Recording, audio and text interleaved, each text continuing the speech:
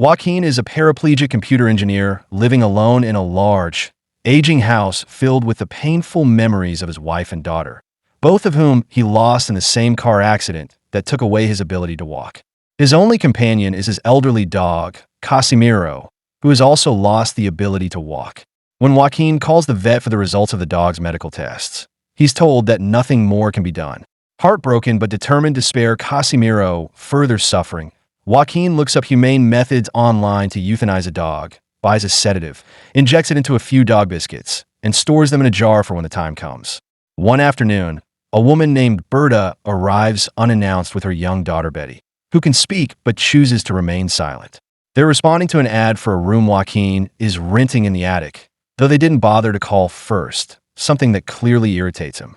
When Betty tries to pet Casimiro, the dog growls at her, and Joaquin warns her that he doesn't like unfamiliar people. He becomes even more agitated when Berta insists on moving in immediately. But knowing he's in financial trouble and that the bank may soon seize the house, he reluctantly agrees. Joaquin is reclusive by nature and doesn't appreciate Berta trying to socialize or help out around the house by cleaning. Despite his cold demeanor, Berta continues to make conversation, hoping to connect. She tells him a little about her background. She trained as a professional dancer, but ended up working in nightclubs instead. When she asks why he won't just sell the house to deal with his debts, Joaquin refuses to answer, though it's clear the house carries deep emotional meaning. Meanwhile, Berta often plays loud music, and Betty has a habit of disappearing into random parts of the house to hide. Despite these annoyances, Joaquin gradually warms to both of them, especially after they surprise him with a birthday dinner. Betty eventually bonds with Casimiro as well. The old dog not only stops growling at her, but even manages to stand and approach her, allowing her to hug him. Watching this moment causes Joaquin to cry quietly in private. Joaquin often spends time working on his computer systems in the basement. One day, he hears strange sounds coming from the neighbor's house, prompting him to use his stethoscope against the wall to listen more closely. It turns out there's a group of men on the other side of the wall who are paying attention to Joaquin's movements and noises, and they're aware he uses a wheelchair. They decide to come back later, when no one will be able to hear them.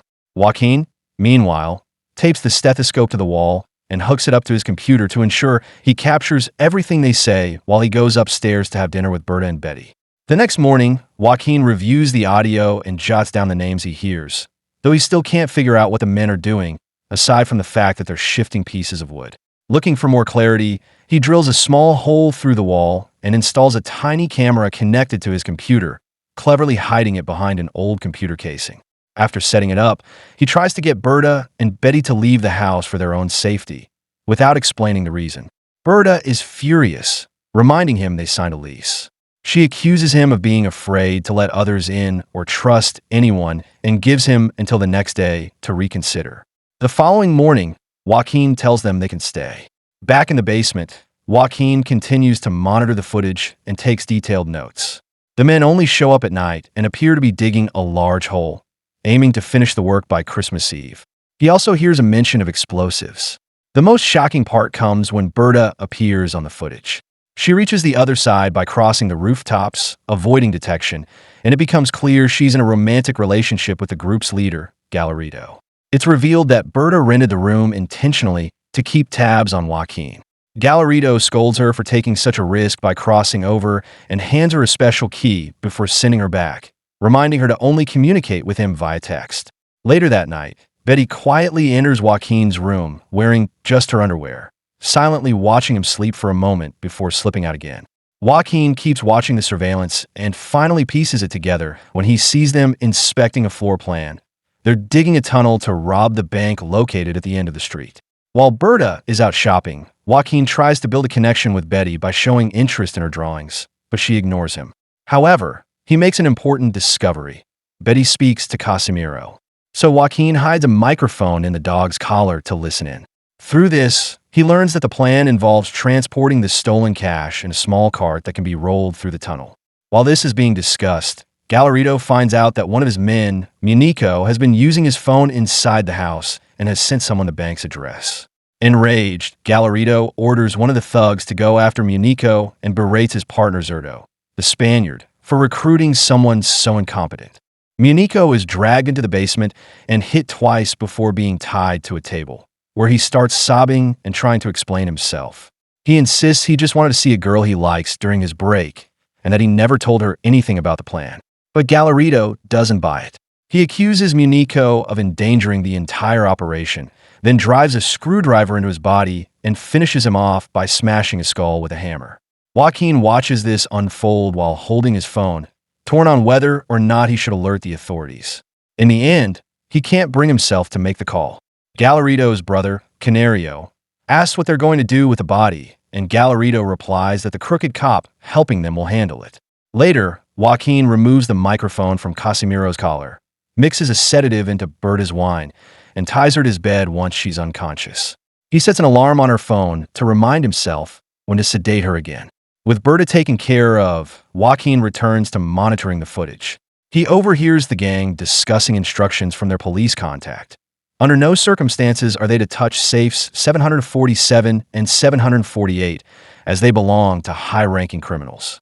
A new arrival shows up to take Munico's place, a woman named Renee, who's responsible for handling the explosives that will blast open the bank.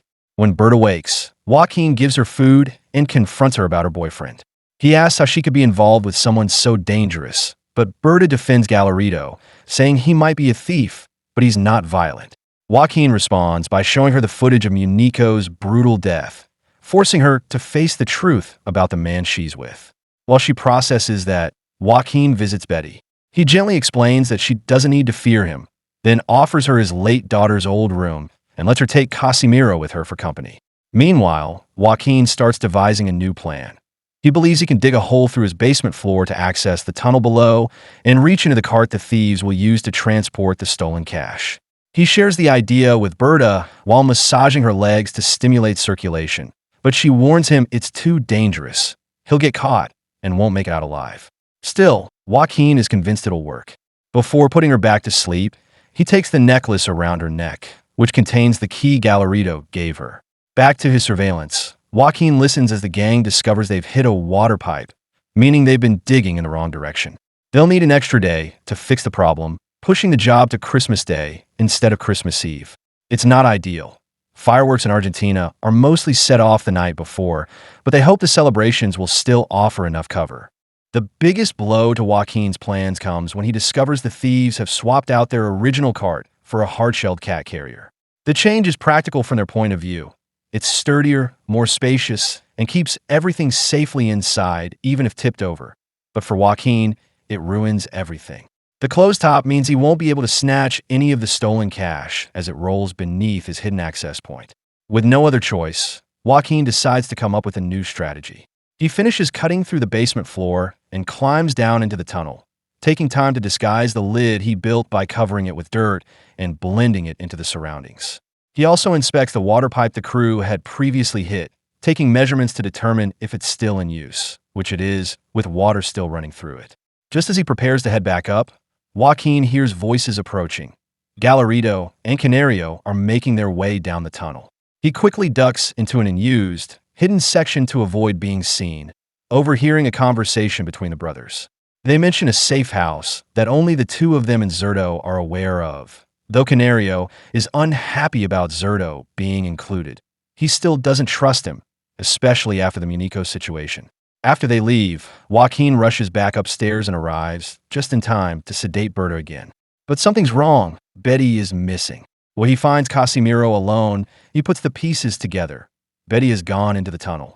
Joaquin checks his surveillance feed and confirms it. She's in the neighboring house, poking around the basement. At that very moment, the gang returns. Luckily, Betty is clever enough to hide before they see her. As Zerto searches for his missing watch, convinced he left it somewhere in the house, another figure arrives, Gutman, the crooked cop aiding the heist. He brings the latest update. He's compiled a list of safes they must avoid because they're linked to alarm systems. In return for his intel, Gutman asks for a favor. They must retrieve documents hidden in safe number 155, which are being used to blackmail him. He also promises to reroute patrols so that no cops come near the bank. After the men leave, Betty sneaks back into the house, and Joaquin helps her climb up through the tunnel access. He also discovers she's the one who swiped Zerto's missing watch. Shortly after, Joaquin sees that Galarito is calling Berta instead of texting like he usually does, and she needs to answer so he doesn't get suspicious. Still unwilling to cooperate, Berta remains silent until Joaquin brings his laptop into the room. He reminds her that Betty stopped speaking 2 years ago, which happens to be when she met Galarito. Then he plays an audio clip captured by Casimiro's hidden microphone, Betty whispering to the dog about how Galarito touched her inappropriately. Devastated and enraged, Berta finally agrees to help Joaquin sabotage the operation. His new idea? Flood the tunnel by breaking the water pipe. Joaquin crawls to the far end of the tunnel and punches through the final layer, emerging inside the bank's vault room. He picks open one of the 2 forbidden safes, number 748, fills a sack with cash, and slips back into the passage, unaware that the door hasn't latched shut behind him. On the return crawl, he spots Renee inspecting the tunnel. He tries to duck into the same hiding nook he used before, but the crew is about to switch on the ventilation fan. If he stays put, he'll suffocate. He hastily retreats into the bank vault again and waits until the turbine cycle ends. Fortunately, the setup work drags on long enough for him to scramble home, climb through his floor hatch, and seal it before anyone notices. The gang detonates their charge. Water immediately seeps from the pipe Joaquin weakened. They assume the blast itself caused the leak when they spot the hole he drilled.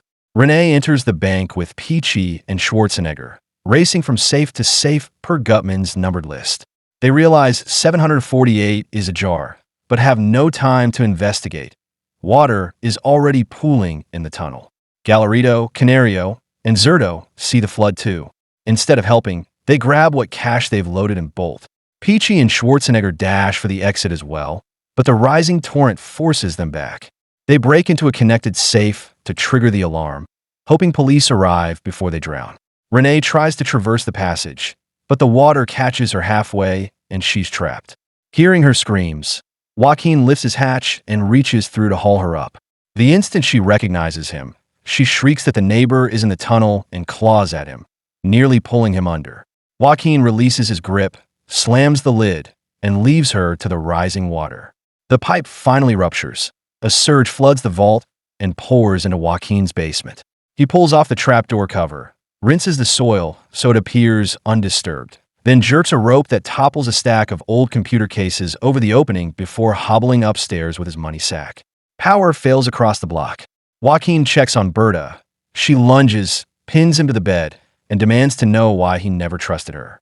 He kisses her, insisting the cash means all 3 can flee together, but she refuses. She grabs the syringe to drug him instead, forcing Joaquin to knock her out. He injects the sedative, rinses the mud from his skin, wheels outside, and flags down the police, pretending to be a concerned resident alarmed by water in his cellar. An officer tells him to head back inside and wait for further instructions. Nearby, Gutman is observing the aftermath and calls Galarito to demand answers, but Galarito has no idea what went wrong either. As soon as he hears that his documents weren't recovered, Gutman hangs up in frustration. Not long after, he arrives at Joaquin's house with a squad of officers to conduct a search. Joaquin maintains his innocent act, pretending to be a concerned homeowner just looking for help with the flood damage. Before they arrive, Joaquin has already let Betty out and placed her in his room with Berta, intending to pass them off as his wife and daughter. The basement has partially collapsed due to the flooding, concealing any signs of the tunnel, so the officers find nothing suspicious and conclude there's nothing to investigate. Meanwhile, Galarito repeatedly tries to call Berta's phone, which Joaquin now holds, but Joaquin ignores the calls. As Gutman is about to leave the house, he notices the phone and assumes it belongs to Joaquin. He saves the number and casually tells him to call if anything comes to mind that might help the case. Moments later, Galarito shows up at the house with Canario and Zerto, pretending to be police officers as well. Not wanting to blow his cover, Joaquin lets them in and discreetly sends a message to Gutman, urging him to return. At that very moment, Gutman is calling Galarito, furious about safe 748 being opened, but Galarito ends the call without a care and begins questioning Joaquin. Joaquin claims he doesn't know anything other than his basement being flooded during a bank heist and insists he lives alone because the tenant left the previous day. Unfortunately, Betty suddenly steps out of the room, exposing his lie. Galarito immediately pulls a gun, checks on the sedated Berta, and grabs Betty, using her to pressure Joaquin into talking. Still keeping up his act, Joaquin lies again, but the stories don't add up. Frustrated, Galarito tips over his wheelchair, sending him crashing to the ground. Canario begins beating and kicking Joaquin, demanding the truth. The assault only stops when Berta's phone begins to ring. Galarito answers it, and hears Gutman on the line, thinking he's speaking to Joaquin, announcing that he's at the front door. Panicking at how things are unfolding, Galarito lets Gutman inside and immediately demands to know why he has Berta's phone number, while Canario ties him up. Gutman is completely confused and doesn't understand what's going on, so Galarito prepares to shoot Joaquin, finally pushing him to speak. What Joaquin says, however, is another lie, though much more convincing this time. He turns to Zerto and pretends they're working together, asking him to back up the story.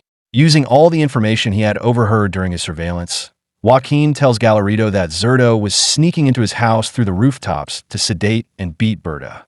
It was Zerto, he claims, who told him about the bank robbery and advised him to open a hole in the floor to steal some of the money, which they'd later split among the three of them. Zerto immediately calls him a liar, but Joaquin pushes further, bringing up the secret safe house that only Galarito, Zerto, and Canario were supposed to know about. Then, he directs them to a nearby cupboard, where they find Zerto's watch, planted there by Joaquin, who insists Zerto left it behind during one of his visits. Backed into a corner and seeing suspicion in Galarito's eyes, Zerto pulls out his gun and shoots Canario, who fires back at the same time. The two men kill each other in a bloody exchange. Galarito breaks down beside his brother's corpse, overcome with grief.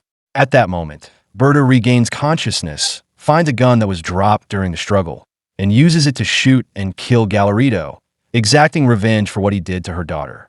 Gutman manages to wriggle free from the poorly tied rope and offers to help with the mess. He loads the bodies into the trunk of his car and gives Joaquin a few tips on how to clean the bloodstains from the floor. Then, without shame, he demands the stolen money. Joaquin refuses and shows him he has audio recordings of his involvement with the thieves, enough to incriminate him. Gutman just laughs it off, grabbing a handful of Casimiro's biscuits from a jar and munching on them, completely unaware they've been laced with sedatives. He suddenly pulls a gun on Berta and threatens her, forcing Joaquin to let him leave with the money. But as Gutman drives away, the sedatives kick in. Disoriented and woozy, he crashes his car and starts a fire. He lies down beside the wreck, accepting that death or arrest is inevitable. Some days later, Joaquin's house was cleaned out and emptied.